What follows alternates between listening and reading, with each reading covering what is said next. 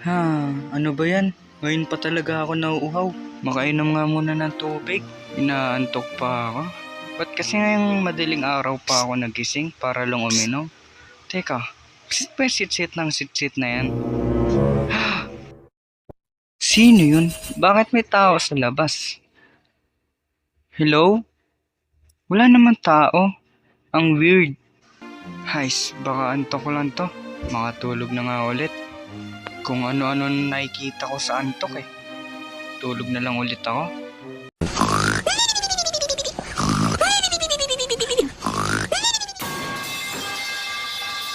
Ano ba yun? Ang ingay naman. Madaling araw pa lang may nagwawala na agad. Teka, sino yung nakaupo dun? Bakit may tao dun? Oh no! Teka nga, puntahan ko. Oh, ba't biglang nawala? Saan napunta yun?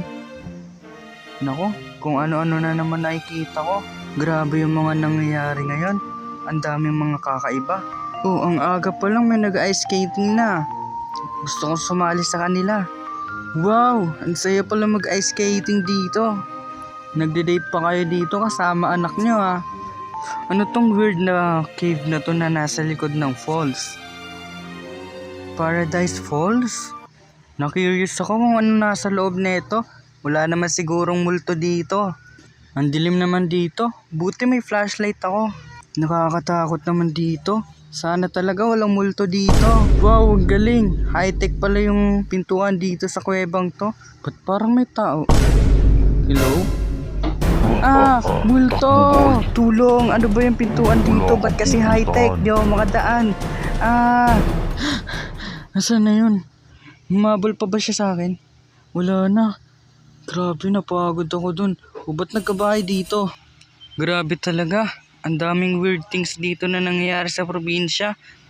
Parang kailangan ko munang maggala-gala dito. Sana maging okay na lahat pagbalik ko dito. 3 hours later. Ginabi na pala ako. Oo ba yan? Ay, worth it naman siguro yung paggagala ko. Kahit pa paano nakalimutan ko yung nangyari kanina. Gusto ko nang matulog ngayon. Teka, bakit pumaputi? May tao sa loob ng bahay ko. Anong ginagawa mo sa loob ng bahay ko? Asan na yun? Saan napunta yun? Loko yun ah. Uupakan ko yun pag nakita ko yun. Kala niya siguro natatakot ako. Hindi niya alam kaya ko siyang upakan. Kaya palang upakan ah. Oh no!